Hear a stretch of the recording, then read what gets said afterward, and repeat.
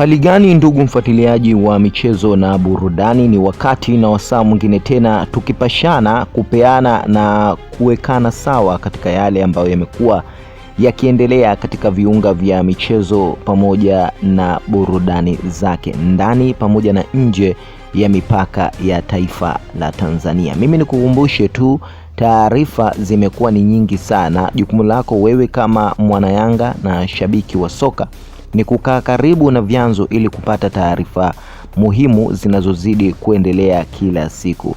Jambo la kufanya ili usipitwe na habari pamoja na taarifa, tafadhali gusa maandishi mekundu hapo chini yaliyoandikwa subscribe. Kwa kufanya hivyo, moja kwa moja utakuwa umejiunga nasi na habari pamoja na matukio yote utayapata hapa. Sasa kwa mujibu wa Yanga pamoja na mashabiki ambao wamekuwa kwa muda mrefu wakisupport klabu ya Yanga, wamekuwa wakieleza namna mbalimbali na njia tofauti tofauti ambazo Yanga imekuwa ikijinasua nazo. Sasa taarifa kwa umma kutoka kwenye klabu ya wanayanga wanajangwani ni kwamba vikosi vya Yanga sasa hivi bado vinaendelea kujipika zaidi kuhakikisha kwamba wanaendelea kuushika ule ushindi uliokuwa juu. Yanga ambao waliweza kuongoza misimu iliyopita mfululizo na kuweza kuibuka na ushindi wenye kishindo, lakini kwa msimu huu inaonekana kwamba licha ya kuwa wanafanya vizuri, bado kuna baadhi ya mambo madogo madogo yanaonekana yamebadilika. Zamani Yanga walikuwa wakikutana na baadhi ya timu ndogo, basi utakuta wakijipigia bao nyingi sana, lakini sasa hivi kuna namna kama ule muelewano pamoja na chemistry ya wachezaji kule mbele, kuna namna kama imepungua hivi.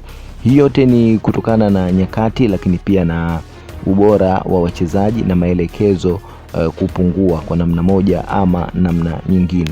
Sasa mashabiki wamekuwa wakitamani na kuona klabu ya Yanga ikiendelea kufanya makubwa kama ambayo yaliokuwa yakifanywa, sababu shabiki lengo lake kubwa na hamu yake ni kuona klabu ikiendelea kuimarika na kufanya vizuri. Sasa ikitokea klabu hiyo haifanyi vizuri ama haijaonesha mshikamano, basi pasipo na matarajio mazuri huwa inapoteza wachezaji. Sasa taarifa kwa umma ni kwamba wanayanga pamoja na uongozi umewaambia mashabiki kwamba wamejitahidi na wanaendelea kukomaa kuweka sawa mbinu pamoja na njia zote ambazo zitafanya klabu iendelee kuwa bora siku zote. Jambo ambalo liko kwenye uongozi wa Yanga kwanza ni kuendelea kuviboresha zaidi vikosi, na licha ya kuwa baadhi ya wachezaji wameonekana sasa hivi viwango vyao kuna namna kama vimedorora, na hii inafanywa kazi pia, lakini ikumbukwe kwamba wachezaji ni watu nao pia huwa wanapitia nyakati tofauti tofauti.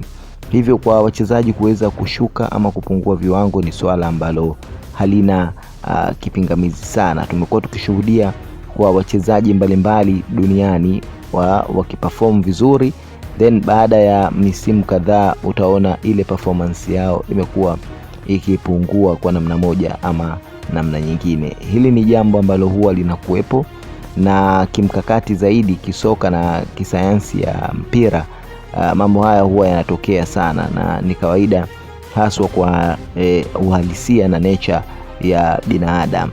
Sasa kwa kuwa mashabiki wanahitaji kuona mengi yakiendelea kufanyika klabuni Yanga, na bado mambo yamekuwa ni mengi, Alikamu pia amefunguka na kusema kwamba mashabiki wasichoke, waendelee kutoa support kwa Yanga, mengi mazuri yanakuja.